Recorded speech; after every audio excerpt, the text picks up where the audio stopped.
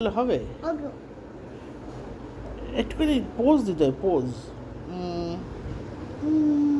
এটা পোজ ঠিক হচ্ছে না ভালো পোজ মুখগুলো কিরকম হনুমানের মতো লাগছে সুন্দর করে